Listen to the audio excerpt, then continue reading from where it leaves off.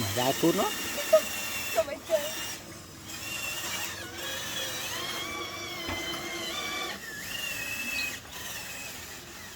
ý bạn cách đó ăn lưới kì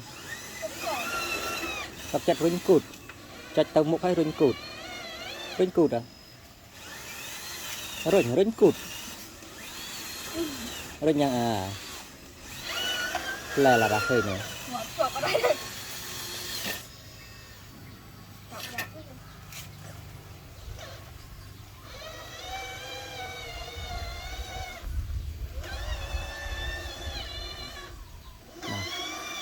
con này trắng đẹp rồi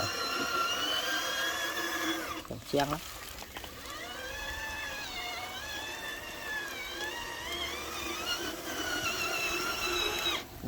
nè rồi